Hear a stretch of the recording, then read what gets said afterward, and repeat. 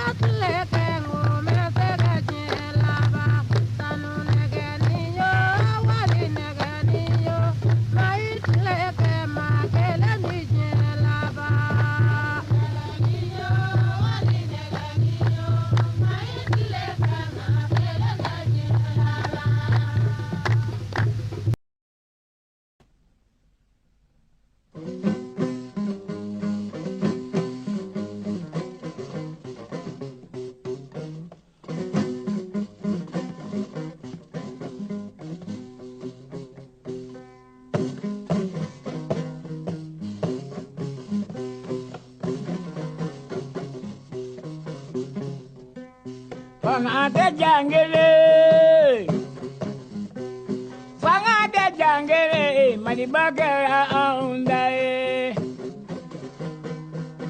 miliga olaye. Fangade jangere, manibagara aundae, miliga okaye. Fangade jangele, fanga jojo ndi de jangele, fanga gara aundae, jonyo. Olube marife, alaya de la garoga ube marife.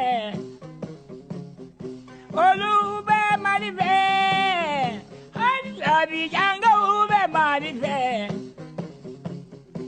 Olube marife, ayi olibi wadabe marife. Olube marife, ali da umega ube marife. Olube marife de, gawoga ube marife. Olube marife, ali lagi nega ube marife. Olube marife, kurudumanye bae mariye, kanudumanye bae mariye.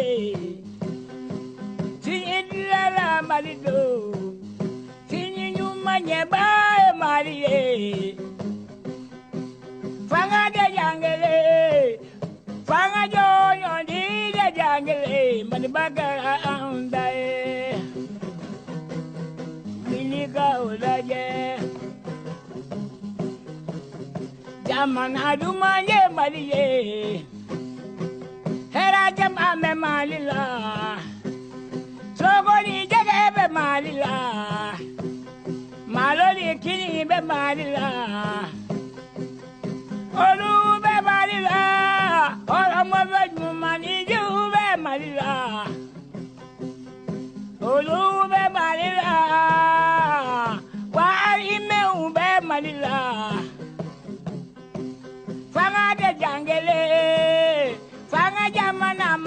jangele fanga kera aunde ali jonyo olu e fanga da e bilandu e fanga da olu e fanga da molo fide e fanga da olu e fanga da de Maride unge fangada, olu e fangada de, ibabuge unge fangada, awa fangada jangele, fangajo nyondi de jangele, madibagara aundae, wiliga uloje, ala e febinge mae. Kojuma bara kojuga araminenge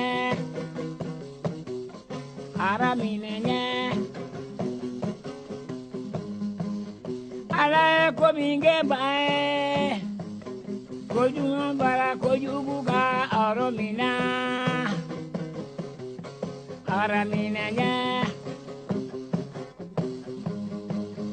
ala ko binge bae Koyuma bara koyuga araminenge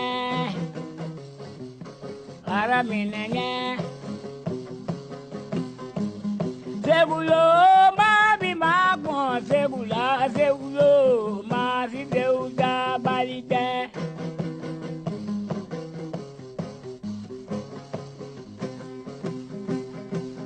Segulo ma bi ma gbon segulo ma si deuda balite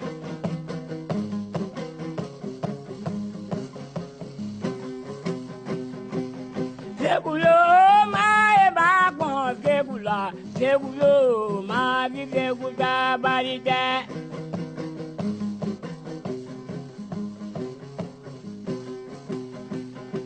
Mitna bora jati go asiri nene kadla jati da na wereka